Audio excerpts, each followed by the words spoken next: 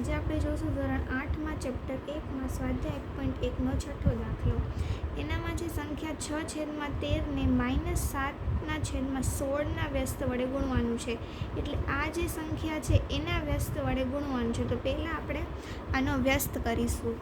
તો -7/16નો વ્યસ્ત શું થશે? આ 16 જે છે એ અંશમાં જશે અને 7/માં જશે અને માઇનસ જે છે એ અંશ સાથે જ રહેશે.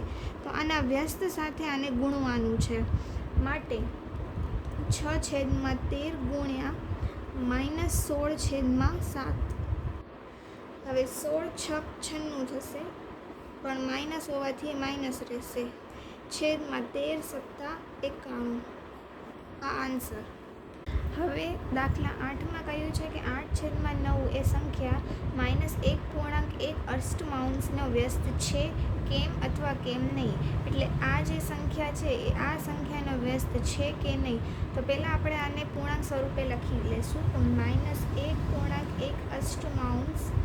તો એનું શું થશે? આ બે વચ્ચે ગુણાકાર અને જે આન્સર આવે એ બેનો પ્લસ કરવાનો. તો 8 × 8, 8 ને 1 9. તો -9 અહીંયા માઇનસ છે એટલે છેદમાં 8. હવે આ જે છે એ આનો વ્યસ્ત છે કે નહીં?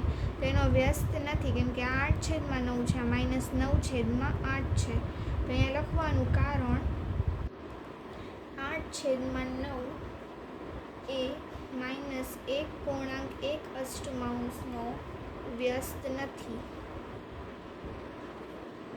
કેમ કે જ્યારે આપણે આનો ગુણાકાર કરીશું -9/8, ત્યારે આ 8 8 કેન્સલ થઈ જશે અને આ 9 9 કેન્સલ થઈ જશે. આન્સર આવશે -1. પણ જ્યારે નિયમ અનુસાર કે બે વ્યસ્ત સંખ્યાઓનો જ્યારે ગુણાકાર કરીએ ત્યારે એ હંમેશા એક જ થાય. પણ અહીંયા -1 થાય છે એટલે એ એક નથી થતો. એટલે આ જે છે એ વ્યસ્ત નથી.